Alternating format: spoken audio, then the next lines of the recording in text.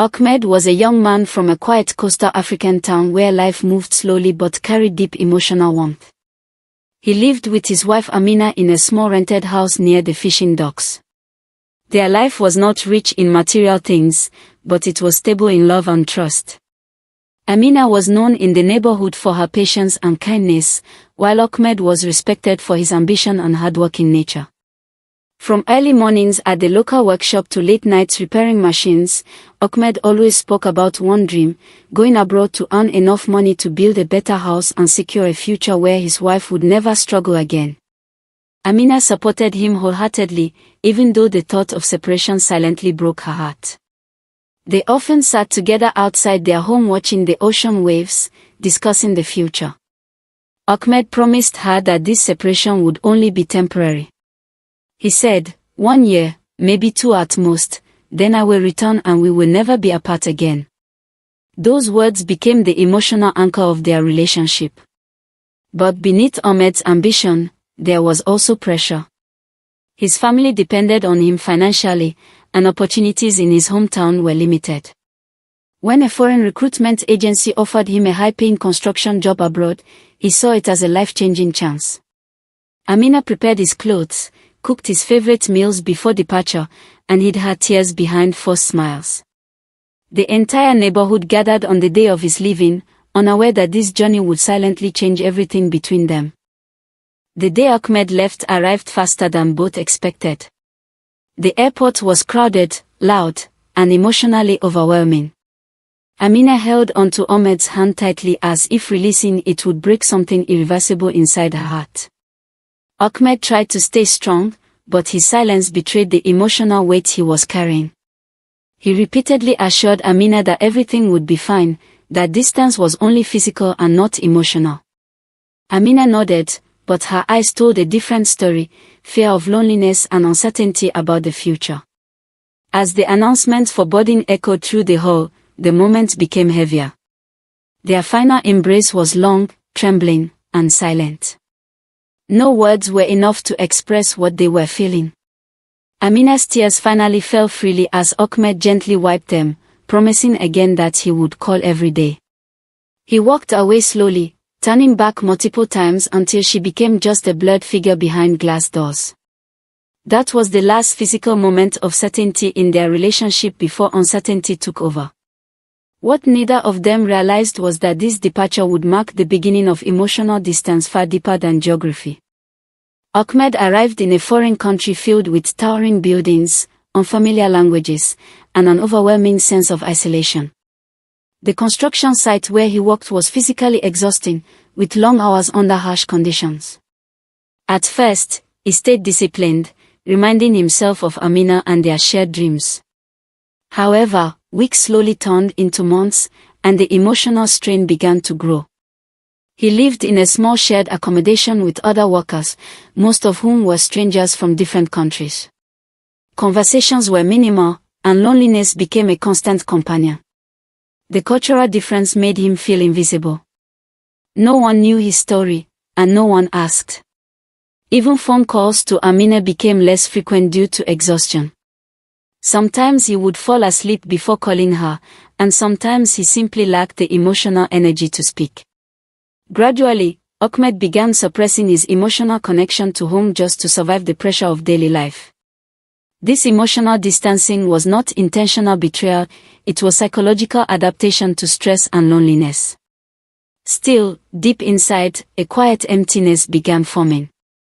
A space that once belonged to love and emotional comfort started becoming hollow, making him vulnerable to external emotional influence. At first, Ahmed tried to maintain regular contact with Amina. He would send voice messages during short breaks and occasionally video call when the internet was stable. But over time, the communication patterns changed. Amina noticed the shift immediately. His responses became shorter, his voice less emotional, and his attention divided. She often waited hours for replies, sometimes even days. Her concern grew, but she continued to trust him, believing he was simply busy.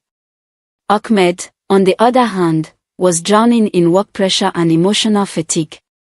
Every time he planned to call, exhaustion took over. Instead of meaningful conversations, communication turned into obligation rather than connection. Misunderstandings started forming silently. Amina began overthinking small changes in his tone, while Ahmed assumed everything was still fine because she never openly complained. This silent gap between them widened like an invisible wall. The relationship was no longer emotionally synchronized. It was still legally and socially intact, but emotionally it had already started drifting apart. In the foreign environment, Ahmed met people from different backgrounds, including a female coworker who showed consistent kindness and emotional warmth. She would check on him during breaks, offer food, and speak to him in a comforting tone that reminded him of emotional safety he had lost. At first, Ahmed saw it as simple friendliness. But emotionally deprived individuals often misinterpret basic kindness as deep emotional connection.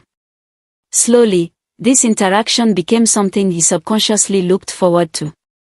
He started smiling more at work, engaging in small conversations, and staying longer during breaks.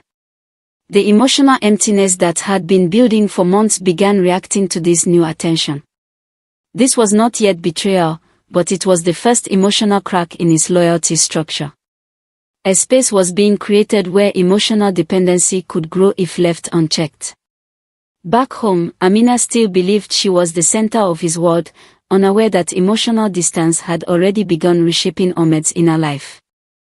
As weeks turned into months, Ahmed's emotional state in the foreign country became increasingly fragile. The long working hours, isolation, and lack of familiar emotional support created a silent psychological void inside him. What began as simple loneliness slowly transformed into emotional dependency on the one person who consistently showed him kindness at work. The female coworker, Sarah, never approached him with intention of manipulation. She simply treated him like a human being in an environment where everyone was focused only on survival and productivity. She shared meals with him during breaks, listened to his frustrations, and occasionally reminded him to take care of himself. For Ahmed, these small gestures became emotionally significant because they filled the emptiness left by distance from Amina. Ahmed began unconsciously comparing the emotional atmosphere between his home life and his current reality. Amina represented duty, responsibility, and memory, while Sarah represented presence, comfort, and immediate emotional relief. This comparison was not intentional betrayal, it was psychological fragmentation caused by separation and stress. He started spending more time talking to Sarah, initially about work-related issues, then slowly about personal struggles. Every conversation created a deeper emotional imprint. His mind began associating relief from stress with her presence, which is one of the earliest stages of emotional attachment formation in isolated environments. Back home, Amina continued living in hope, unaware that emotional redirection was quietly taking place thousands of kilometers away. As emotional conversations increased, the boundary between friendship and emotional dependency started to blur. Ahmed no longer viewed Sarah as just a coworker. Instead, he began seeing her as someone who understood his daily struggles without judgment. This perception slowly altered his emotional priorities. He started sharing deeper parts of his life, his marriage, his dreams, and even his loneliness. Sarah listened without criticism, offering emotional validation that he had not received for a long time. This validation created a powerful psychological effect, reinforcing his attachment. Meanwhile, Ahmed began withdrawing further from Amina. Calls became irregular, and when they happened, he often felt disconnected or distracted. Amina sensed the emotional gap widening but attributed it to work stress and fatigue. She increased her patience, believing endurance would eventually restore closeness. However, Ahmed's emotional energy was now divided. One part remained tied to his marital responsibility, while another part was gradually attaching itself to his new emotional environment. This dual emotional existence created internal confusion and guilt, but he lacked the awareness to correct it. He started living a double emotional life, not out of malicious intent, but out of unresolved psychological dependency. One evening after a particularly exhausting work shift, Sarah noticed Ahmed sitting alone longer than usual. He looked emotionally drained, disconnected from everything around him. She approached him and gently asked if he was okay. That simple question broke something inside him. For the first time in months, Ahmed openly expressed how lonely he felt. He spoke about missing home, about emotional pressure, and about the feeling of being trapped between responsibility and isolation. Sarah listened quietly, offering comfort without interruption. In that vulnerable moment, Ahmed felt an emotional safety he had not experienced since leaving home. That emotional relief created a strong psychological association, comfort with presence, pain with absence. Over time, their interactions deepened further. What began as emotional support gradually evolved into emotional reliance. Sarah, who also felt isolated in her own way, developed her own attachment to Ahmed, though she did not fully understand its consequences. One evening, after weeks of emotional closeness, Sarah expressed her feelings. She told him that she felt connected to him in a way that went beyond friendship. Ahmed was shocked and silent. His mind was conflicted, morality on one side, emotional dependence on the other. That moment marked a turning point where emotional attachment began crossing into irreversible territory. Ahmed did not immediately respond to Sarah's confession. Instead, he withdrew emotionally for several days, struggling internally with guilt, confusion, and pressure. He thought about Amina, their marriage, and the promises he had made. But he also thought about the emptiness he had been living with every day. His mind began rationalizing emotional survival over moral clarity. He told himself that nothing physical had happened, that he was still faithful in action, even if emotionally conflicted. This justification weakened his resistance. Eventually, isolation and emotional dependency pushed him toward a decision he never openly admitted to himself.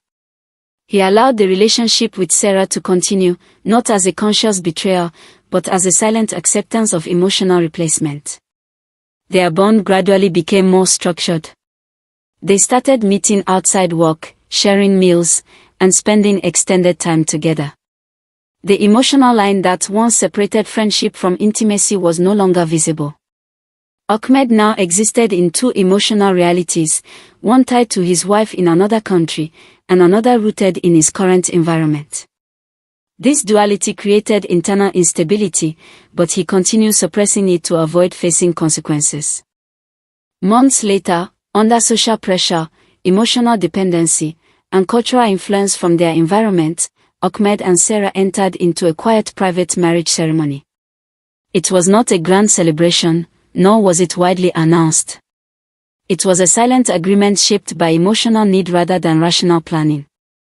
Ahmed justified it internally as survival in loneliness, convincing himself that distance had already weakened his first marriage. Sarah viewed it as emotional commitment to someone she deeply cared for. Neither fully confronted the long-term consequences of their decision. There were no public announcements, no family involvement, and no acknowledgement of the legal and emotional conflict it created. It existed in secrecy, hidden behind layers of emotional rationalization. However, even after this decision, Ahmed did not feel peace. Instead, he felt an increasing burden. The emotional structure of his life had split completely, and maintaining both realities became mentally exhausting. Back home, Amina remained unaware that her marriage had silently entered a second hidden dimension. Back in her hometown, Amina continued her life with patience and quiet endurance. But over time, something subtle began to change in the rhythm of her emotions. It was not a sudden realization, but a gradual discomfort she could not fully explain. Ahmed's voice on calls no longer carried warmth. His conversations felt rushed, mechanical, and emotionally absent. At first, she dismissed it as work pressure. She told herself that abroad life must be exhausting, and that her husband was simply struggling to adjust. But human intuition often detects emotional distance before logic can explain it. Amina began noticing small details, delayed replies, shorter voice messages, and frequent excuses about being busy. Even when Ahmed tried to sound normal, His emotional tone no longer matched the man she remembered. He was physically present in conversations but emotionally distant, as if speaking from another world. This invisible shift created a quiet unease inside her heart. She started replaying old memories, comparing them with the present version of Ahmed. The difference was undeniable. Something had changed, but she could not yet identify what. As months passed, Amina also began noticing irregularities in the financial support Ahmed sent. Earlier, he would send consistent amounts at predictable times. But recently, transfers became irregular and occasionally delayed. Sometimes the amount was slightly less than before, and other times there were unexplained gaps. Amina did not immediately suspect wrongdoing, but she started feeling uncertainty about the stability of his life abroad. She wondered if he was facing financial difficulties or if something more serious was happening. When she asked him about it during one of their calls, Ahmed gave vague answers, mentioning delayed salaries or workplace deductions. His explanations sounded reasonable on the surface, but lacked detail and emotional clarity. That absence of transparency planted the first real seed of doubt in her mind. Still, Amina chose trust over suspicion. She believed questioning too much might create distance, so she silently accepted his explanations. However, deep inside, her subconscious began storing every inconsistency like pieces of a puzzle waiting to connect. One day, while using Ahmed's old social account, which he had not properly logged out of on a shared device, Amina accidentally noticed unfamiliar activity. There were messages she did not recognize, some partially deleted conversations, and names she had never heard before. At first, she froze. Her mind struggled to process what she was seeing. She convinced herself it might be coworkers or harmless friendships. But one name repeated more than others, a female coworker mentioned in casual but consistent exchanges. The tone of the messages was not professional. It carried emotional familiarity, inside jokes, and personal comfort. Amina's heart sank slightly, but she still lacked full understanding of the situation. Instead of confronting immediately, she quietly closed the account. However, the emotional impact remained. That night, she could not sleep properly. Her mind kept replaying fragments of what she saw, trying to make sense of it. This was the first real crack in her trust, even though she still did not know the full truth. Meanwhile, Ahmed was now fully entangled in dual emotional reality. His life abroad with Sarah had become routine, yet emotionally complicated. He was no longer just surviving loneliness, he was now maintaining two emotional identities. With Sarah, he experienced presence and emotional comfort. With Amina, he experienced memory, guilt, and obligation. This constant psychological split began affecting his mental stability. He often found himself emotionally disconnected, even during moments of conversation. He started forgetting small details, mixing up conversations, and feeling mentally exhausted without physical reason. His internal guilt occasionally surfaced, but he suppressed it by focusing on daily survival and emotional distraction. However, suppression does not eliminate truth, it only delays confrontation. Deep inside, Ahmed knew that the situation he created was becoming increasingly unsustainable. Still, fear of consequences kept him silent. Back home, Amina's suspicion was now no longer silent. Even though she had not confronted Ahmed directly, her behavior subtly changed. She began observing more carefully, asking indirect questions, and analyzing his responses with greater attention. Ahmed sensed a slight shift in her tone but did not fully understand its depth. He assumed it was normal emotional insecurity caused by distance. However, what he did not realize was that truth was slowly assembling itself from fragments across both sides of his life. At the same time, Sarah also began noticing Ahmed's emotional instability. He was becoming more withdrawn, conflicted, and unpredictable. The emotional balance he once had with her was starting to break. Without realizing it, Ahmed was approaching a point where both emotional worlds would eventually collide. The silence that had protected his secret was beginning to weaken from both directions. A storm of truth was forming, quiet, slow, and inevitable. Amina's quiet suspicion eventually turned into a decision she could no longer postpone. The inconsistencies in Ahmed's behavior, the emotional distance, and the unexplained financial patterns had formed a picture she could not ignore anymore. Instead of confronting him over the phone and risking another vague explanation, she chose a more direct path. She would go to him. It was not an impulsive decision, but a painful one built over weeks of sleepless nights. She told her family she needed clarity, not conflict. Her heart still held love, but it was now mixed with fear of betrayal. She prepared her documents, gathered limited savings, and arranged travel with trembling uncertainty. On the day of departure, she felt a strange emotional split.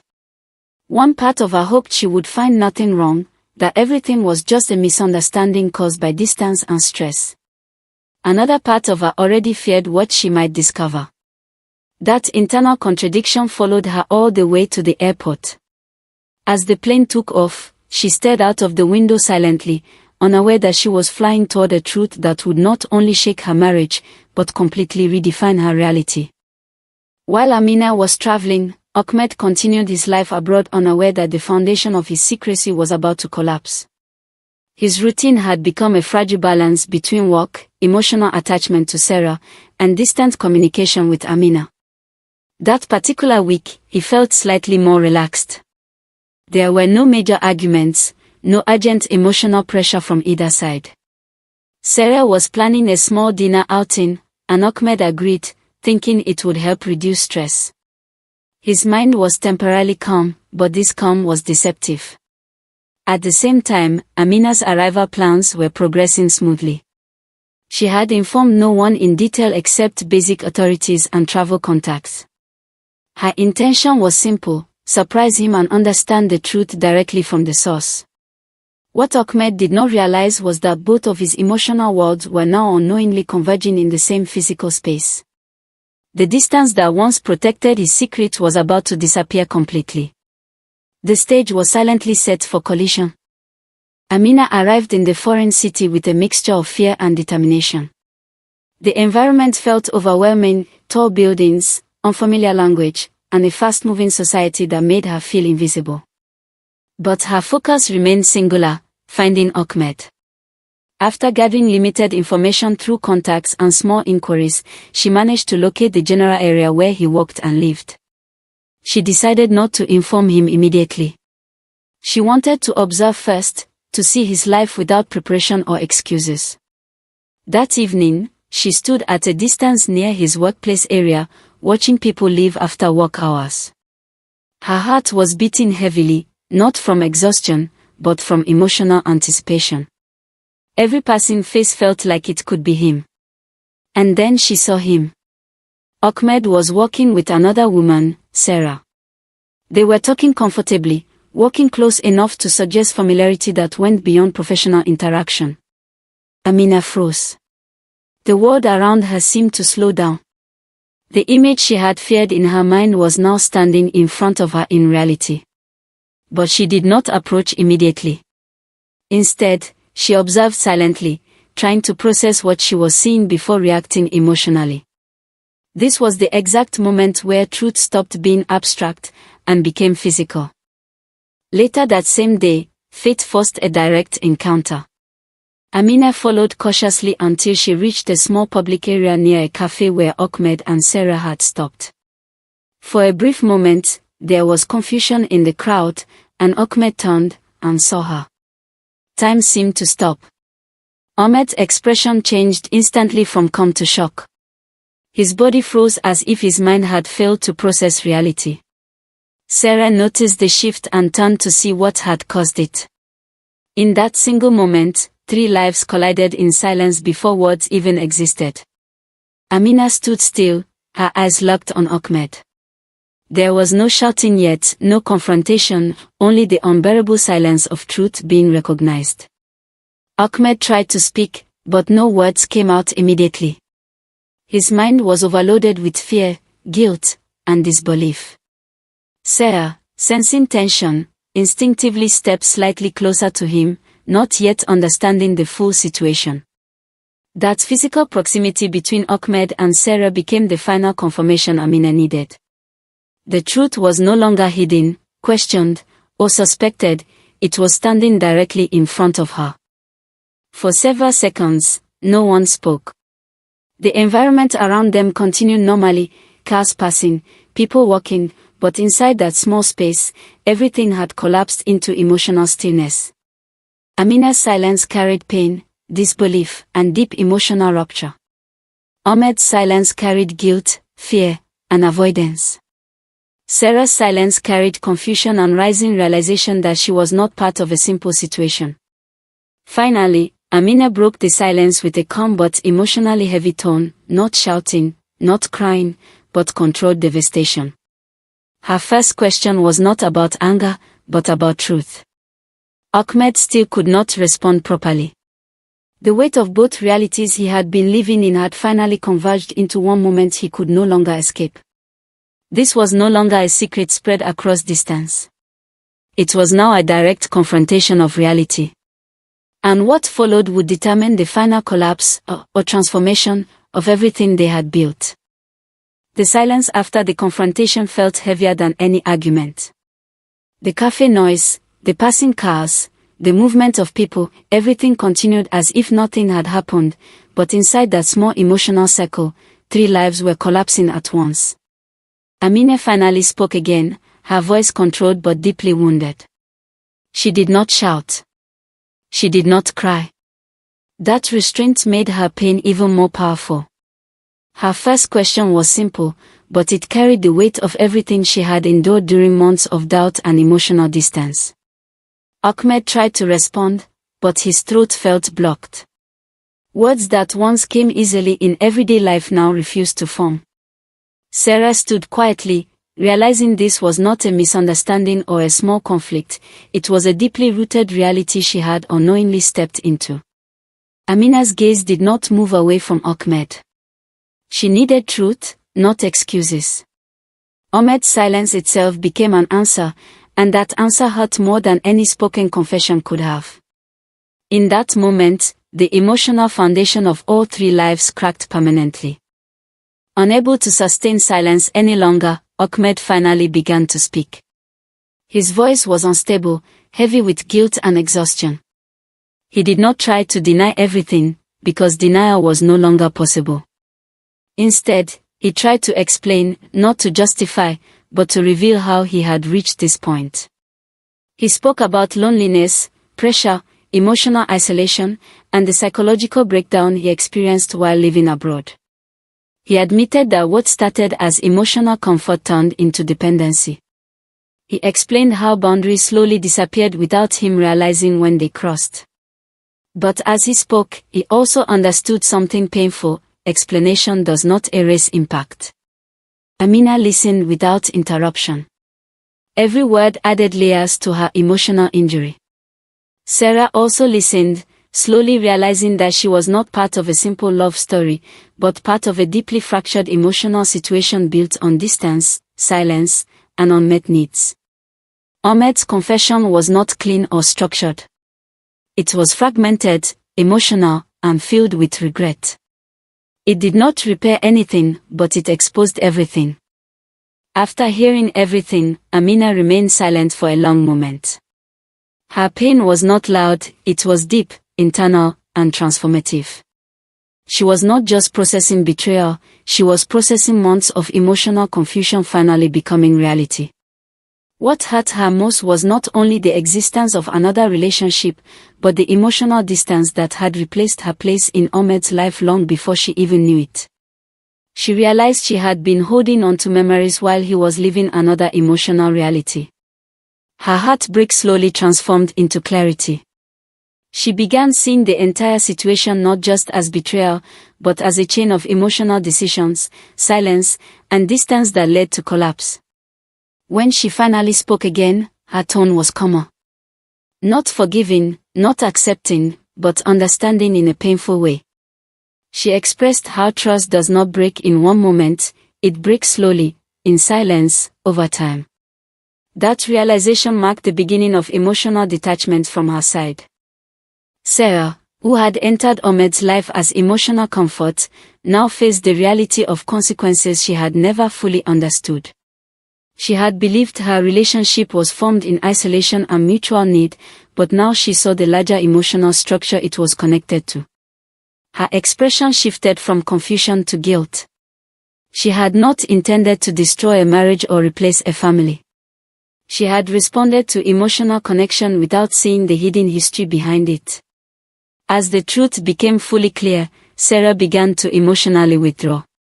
She stepped back physically and mentally, recognizing that her place in this situation could not exist without harm to someone else.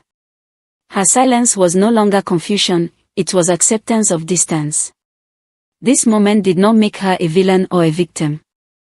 It made her a human being caught inside an emotional system she did not design but became part of. As emotions settled, nothing was resolved, but everything was exposed. There was no clear ending, no immediate reconciliation, and no simple forgiveness. Instead, there was only emotional aftermath. Amina stood at a point where she could no longer return to the version of marriage she once believed in. Ahmed stood at the center of consequences he could no longer escape. Sarah stood at the edge of a situation she would now leave behind. The three lives that had intersected through distance, loneliness, and emotional vulnerability now separated in reality, but not in memory. There were no final dramatic words. Only quiet movement, emotional exhaustion, and the beginning of long-term consequences that each of them would have to face separately. Sometimes truth does not bring closure. Sometimes it only brings clarity, and with clarity comes change that cannot be undone.